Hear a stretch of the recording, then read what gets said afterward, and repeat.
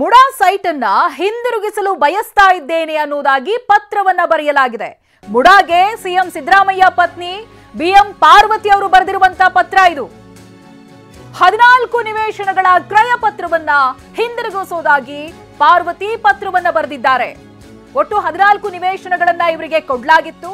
ಇದೀಗ ಅದರ ಕ್ರಯ ಪತ್ರಗಳನ್ನ ಹಿಂದಿರುಗಿಸ್ತೀನಿ ಅನ್ನೋದಾಗಿ ಮುಡಾಗೆ ಪತ್ರವನ್ನ ಬರೆದಿದ್ದಾರೆ ಸಿಎಂ ಸಿದ್ದರಾಮಯ್ಯ ಅವರ ಪತ್ನಿ ಬಿಎಂ ಪಾರ್ವತಿ. ಇದನ್ನ ಈ ಹಿಂದೆನೂ ಕೂಡ ಸಿಎಂ ಸಿದ್ದರಾಮಯ್ಯ ಅವರು ಹೇಳಿದ್ರು, ಬೇಕಿದ್ರೆ ನಿವೇಶನಗಳನ್ನ ವಾಪಸ್ ಕೊಡ್ತೀವಿ ಅನ್ನೋದಾಗಿ. ಬಟ್ ಇಲ್ಲಿ ಅದರ ಮೌಲ್ಯ ಇವೆಲ್ಲವೂ ಕೂಡ ಮ್ಯಾಟರ್ ಆಗುತ್ತೆ. ಒಟ್ಟು 14 ನಿವೇಶನಗಳನ್ನ ಬದಲಿಯಾಗಿ ಪಡೆದಿರ್ತಾರೆ. ಎಲ್ಲವೂ ಕೂಡ ಸಿದ್ದರಾಮಯ್ಯ ಅವರ ಪತ್ನಿ ಬಿಎಂ ಪಾರ್ವತಿ ಅವರ ಹೆಸರಿಗಾಗಿರುತ್ತೆ. ಇದೀಗ 14 ನಿವೇಶನಗಳ ಕ್ರಯ ಪತ್ರ ಏನಿದೆ ಅದನ್ನ ವಾಪಸ್ ಕೊಡ್ತೀನಿ ಅನ್ನೋದಾಗಿ ಮುಡಾಗೆ ಸಿದ್ದರಾಮಯ್ಯ ಪತ್ನಿ ಪಾರ್ವತಿ ಪತ್ರವನ್ನ ಬರೆದಿದ್ದಾರೆ. ಒಂದು ಕಡೆಯಲ್ಲಿ ಇದೇ ಕೇಸ್ಗೆ ಇಡಿ ಎಂಟ್ರಿ ಕೂಡ ಆಗಿದೆ. ಆ ತನಿಖೆ ಯಾವ ರೀತಿಯಾಗಿ ಹೋಗುತ್ತೆ ಅನ್ನುವಂಥದ್ದು ಒಂದು ಕುತೂಹಲ. ಮತ್ತೊಂದು ಕಡೆಯಲ್ಲಿ ಮುಡಾ ಸೈಟ್ ಅನ್ನೇನು ಪಡೆದಿದ್ದಾರಲ್ಲ ಪಾರ್ವತಿ ಅವರು, ಸಿದ್ದರಾಮಯ್ಯನವರ ಪತ್ನಿ, ಅವರೇ ಅದನ್ನ ವಾಪಸ್ ಕೊಡ್ತೀನಿ ಅನ್ನೋದಾಗಿ ಮುಡಾಗೆ ಪತ್ರವನ್ನ ಬರೀತಾ ಇದ್ದಾರೆ. ಈ ಬಗ್ಗೆ ಡೀಟೇಲ್ಸ್ ಅನ್ನ ಕೊಡ್ತಾರೆ ನಮ್ಮ ಪ್ರತಿನಿಧಿ ಕಿರಣ್ ಹನಿಯಡ್ಕ ಸಂಪರ್ಕದಲ್ಲಿದ್ದಾರೆ. ಕಿರಣ್ ಹನಿಯಡ್ಕ, ಇದೀಗ ಇಡಿ ಒಂದು ಕಡೆಯಲ್ಲಿ ಎಂಟ್ರಿ ಆಗಿರೋದು ಅದೊಂದು ಟರ್ನ್ ಅನ್ನ ಪಡೆದುಕೊಳ್ಳುತ್ತೆ. ಈಗ ನೋಡಿದ್ರೆ ಈಗ ಆಗ್ತಾ ಇರುವಂತಹ ಡೆವಲಪ್ಮೆಂಟ್, ಪಾರ್ವತಿ ಅವರೇ ಖುದ್ದು ಮುಡಾಗೆ ಪತ್ರವನ್ನ ಬರೆದಿದ್ದಾರೆ. ಬಹುಶಃ ಈ ಒಂದು ಹೆಜ್ಜೆ ಯಾವ ರೀತಿಯಾಗಿ ಅವರನ್ನ ಸೇಫ್ ಮಾಡುತ್ತೆ, ಏನಾಗುತ್ತೆ ಮುಂದೆ? ಚೈತ್ರ, ಇವತ್ತು ಇಡಿ ಈ ಪ್ರಕರಣದಲ್ಲಿ ಎಂಟ್ರಿ ಆದಂತಹ ತಕ್ಷಣಕ್ಕೆ, ಅಂದ್ರೆ ಬಹುತೇಕ ಸಂಜೆ ವೇಳೆಗೆ ಇಡಿ ತನ್ನ ಇಸಿಐಆರ್ ಅನ್ನ ದಾಖಲು ಮಾಡಿಕೊಂಡಿತ್ತು. ಅನಂತರ ಮುಖ್ಯಮಂತ್ರಿಗಳ ಪತ್ನಿ ಈ ಪತ್ರವನ್ನ ಮುಡಾ ಆಯುಕ್ತರಿಗೆ ಬರೆದಿದ್ದಾರೆ. ಅಂದ್ರೆ ಮೈಸೂರಿನ ವಿಜಯನಗರದ 3 ಮತ್ತು 4ನೇ ಹಂತದಲ್ಲಿ ಮಂಜೂರಾಗಿರುವಂತಹ 14 ಸೈಟ್ಗಳಿಂದ ಆ ಸೈಟ್ಗಳನ್ನ ವಾಪಸ್ ಮಾಡುವುದಾಗಿ ಪತ್ರವನ್ನ ಮುಡಾ ಆಯುಕ್ತರಿಗೆ ಅವರು ಬರೆದಿದ್ದಾರೆ.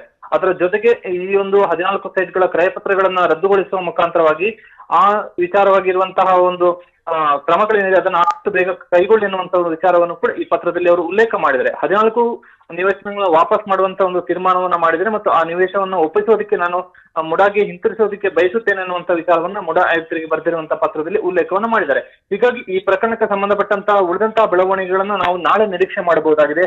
ಯಾಕೆಂದ್ರೆ ಈ ವಿಚಾರದಲ್ಲಿ, ಈ ಪ್ರಕರಣದಲ್ಲಿ ಸಾಕಷ್ಟು ಬೆಳವಣಿಗೆ ಕೂಡ ಈಗಾಗಲೇ ಆಗಿ ಹೋಗಿದೆ.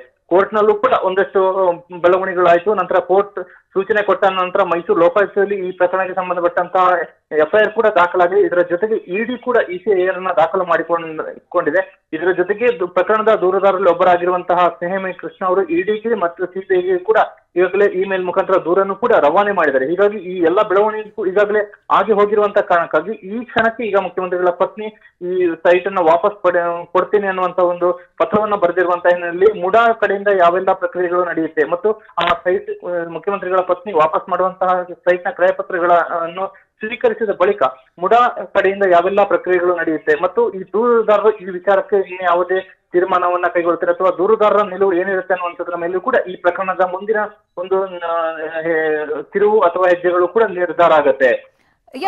ಕಿರಣ್, ಇಲ್ಲಿ ದೂರುದಾರ ಸ್ನೇಹಮಯಿ ಕೃಷ್ಣ ಅವರು ಕೂಡ ಹೇಳಿರೋದು ಅದೇ, ಯಾರಿಗೆ ನ್ಯಾಯಯುತವಾಗಿ ಆ ಸೈಟ್ಗಳು ಹೋಗ್ಬೇಕು ಅವ್ರಿಗೆ ಹೋಗ್ಬೇಕು, ಇವ್ರು ಅದನ್ನ ವಾಪಸ್ ಮಾಡ್ಲೇಬೇಕು ಅನ್ನುವಂಥದ್ದು. ಅವ್ರು ಒಂದು ಮಾತಿಗೆ ಒಂದು ನ್ಯಾಯ ಸಿಕ್ಕಾಗಾಯ್ತು ಒಂದ್ ವೇಳೆ ಅದನ್ನ ವಾಪಸ್ ಕೊಟ್ಟಲ್ಲಿ.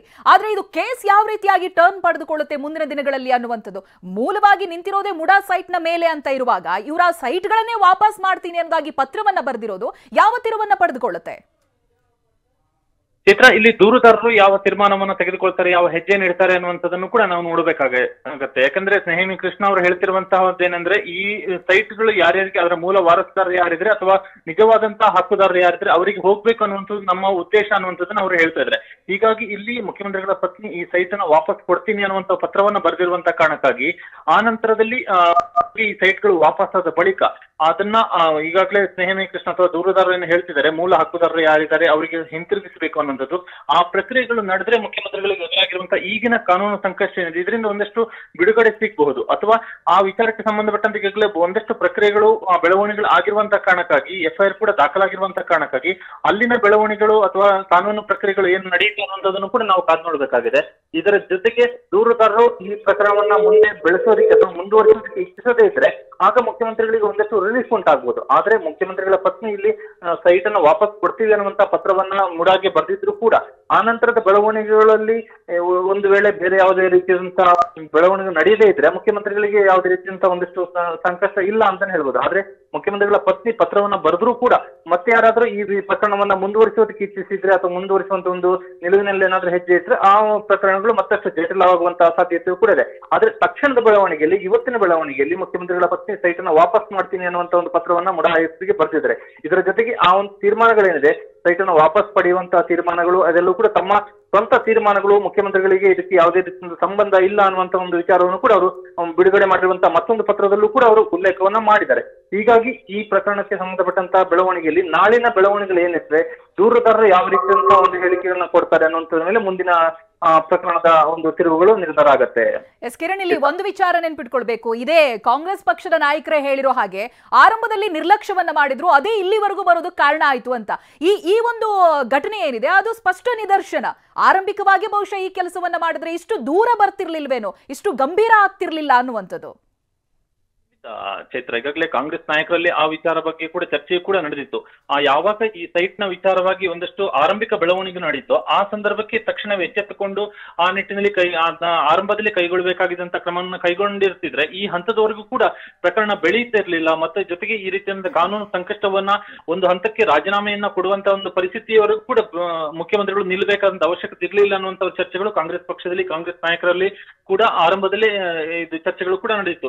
ಅದಕ್ಕೆ ಪೂರಕವಾಗಿ ಇವತ್ತು ಮುಖ್ಯಮಂತ್ರಿಗಳ ಪತ್ನಿ ಬರೆದಿರುವಂತಹ ಪತ್ರದ ಒಂದು ರೀತಿಯನ್ನ ನೋಡಿದ್ರೆ ಈ ಒಂದು ವಿಚಾರವನ್ನ, ಅಂದ್ರೆ ಸೈಟ್ ಅನ್ನ ವಾಪಸ್ ನೀಡುವಂತ ಒಂದು ನಿರ್ಧಾರವನ್ನ ಆರಂಭದಲ್ಲಿ ಯಾವಾಗ ಮುಖ್ಯಮಂತ್ರಿಗಳ ಕುಟುಂಬದ ವಿರುದ್ಧ ಆರೋಪ ಬಂತು ಆಗ್ಲೇ ಈ ಒಂದು ನಿರ್ಧಾರವನ್ನ ಕೈಗೊಂಡಿರ್ತಿದ್ರೆ ಈ ಪ್ರಕರಣ ಈ ಹಂತದವರೆಗೂ ಕೂಡ ಹೋಗ್ತಿರ್ಲಿಲ್ಲ. ಮುಖ್ಯಮಂತ್ರಿಗಳು ಇಷ್ಟರ ಮಟ್ಟಿಗಿನ ಒಂದು ವಿಚಾರವನ್ನ ಎದುರಿಸಬೇಕಾದಂತ ಕಾನೂನು ವಿಚಾರವನ್ನು ಕೂಡ ಎದುರಿಸಬೇಕಾದಂತ ಅನಿವಾರ್ಯತೆ ಕೂಡ ಸೃಷ್ಟಿ ಆಗ್ತಿರ್ಲಿಲ್ಲ.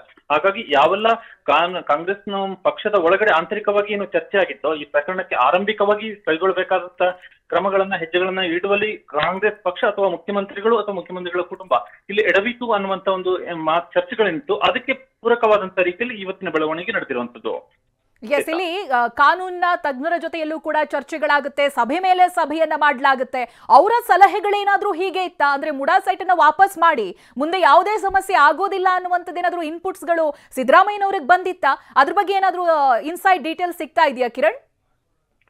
ಚಿತ್ರ, ಆ ವಿಚಾರವಾಗಿ ಇನ್ನೂ ಕೂಡ ಒಂದಷ್ಟು ಮಾಹಿತಿಗಳು ಇನ್ನೂ ಕೂಡ ಸ್ಪಷ್ಟತೆ ಇಲ್ಲ. ಯಾಕೆಂದ್ರೆ ಮುಖ್ಯಮಂತ್ರಿಗಳಿಗೆ ಆರಂಭಿಕವಾಗಿ ಯಾವ ಎಲ್ಲ ರೀತಿಯ ಸಲಹೆಗಳು ಬಂದಿತ್ತು ಮತ್ತು ಅವರ ಆಪ್ತರು ಯಾವ ಯಾವ ರೀತಿಯ ಸಲಹೆಗಳನ್ನ ಕೊಟ್ಟಿದ್ರು ಅನ್ನುವಂಥದ್ರ ಬಗ್ಗೆ ಯಾವುದೇ ರೀತಿಯಿಂದ ಸ್ಪಷ್ಟತೆ ಇಲ್ಲ. ಯಾಕೆಂದ್ರೆ ಮುಖ್ಯಮಂತ್ರಿಗಳು ತಮ್ಮ ಸ್ವಂತ ತೀರ್ಮಾನದಿಂದ ಕೆಲವೊಂದಿಷ್ಟು ನಿರ್ಧಾರಗಳನ್ನು ಕೈಗೊಂಡ್ರು ಅಥವಾ ಆಪ್ತ ಬಳಗದಿಂದ ಅಥವಾ ಆಪ್ತರು ಕೊಟ್ಟಂತಹ ಸಲಹೆಗಳನ್ನ ಅಥವಾ ತಮ್ಮ ಕಾನೂನು ಸಲಹೆಗಾರರು ಅಥವಾ ಕಾನೂನು ತಜ್ಞರು ಜೊತೆ ಚರ್ಚೆಯನ್ನ ಮಾಡಿದಂತ ಸಂದರ್ಭದಲ್ಲಿ ಬಂದಂತಹ ಸಲಹೆಗಳನ್ನ ಆಧರಿಸಿ ತೀರ್ಮಾನಗಳನ್ನ ತೆಗೆದುಕೊಂಡ್ರು.